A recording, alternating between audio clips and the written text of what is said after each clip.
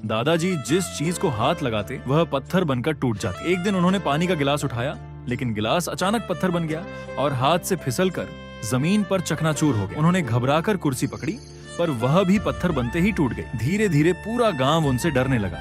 खेत में फसल को छुआ तो हरी बालियां सूखकर पत्थर जैसी सख्त हो गईं। गांव वाले फुसफुसाने लगे, ये आदमी अपशकुन है, इसके पास मत जाना। फिर एक दिन पंचायत बोली। मुखिया गुस्से में चिल्लाया, इस बूढ़े को गांव से बाहर निकाल, जहां जाता है तबाही ले आता है। सबसे ज्यादा दर्द तब हुआ जब उनके अपने बेटे ने दरवाजा बंद करते हुए कहा, पिताजी अब आप हमारे लिए मुसीबत बन चुके हो। ये सुनते ही दादाजी की आंखों से आंसू बह निकले। उन्होंने आखिरी बार अपने घर को देखा और चुपचाप गांव छोड़कर जंगल की तरफ चल पड़े।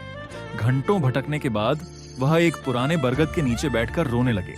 उन्हें लगने लगा कि शायद भगवान ने उन्हें श्राप दिया है। तभी पीछे से एक शांत आवाज आई, जिसे दुनिया श्राप समझती है वही कभी कभी सबसे बड़ा वरदान होता है। बाबा धीरे से बोले, आज तक तुमने डर के साथ चीजों को छुआ, इसलिए सब टूट गया। अब पहली बार किसी की मदद करने के लिए हाथ बढ़ाओ।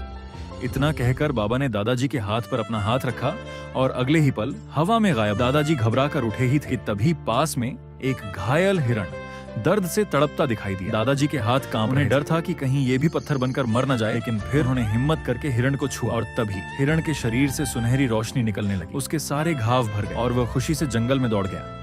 दादाजी की आंखें हैरानी से भर गईं। उन्हें पहली बार समझ आया कि उनका स्पर्श श्राप नहीं वरदान है। वह तुरंत गांव लौट। रास्ते में उन्हें एक गरीब आदमी का टूटा हुआ घर दिखा। दादाजी ने दीवार को हाथ लगाया और अगले ही पल वह कमजोर दीवार पत्थर जैसी मजबूत बनी। फिर उन्होंने सूखे खेतों को छुआ और देखते ही देखते वहाँ हरी भरी फसल लहराने लगी। धीरे धीरे पूरे गाँव की किस्मत बदलने लगी। जिस गाँव में लोग भूखे सोते थे, वहाँ खुशियाँ लौट, गरीबों के घर बन गए, बच्चों के चेहरों पर मुस्कान लौट आई। और सबसे बड़ी बात, जिन लोगों ने कभी उन्हें मनहूस कहा, आज वही लोग उनके चरण छूने लगे। लेकिन अगले दिन दादाजी अकेले बैठे रो रहे थे। एक बच्चे ने पूछा, दादाजी अब तो सब ठीक हो गया, फिर आप रो क्यों रहे? दादाजी आंसू पोंछते हुए बोले, इतना अच्छा काम करने के बाद भी किसी ने वीडियो को लाइक और चैनल को सब्सक्राइब नहीं किया।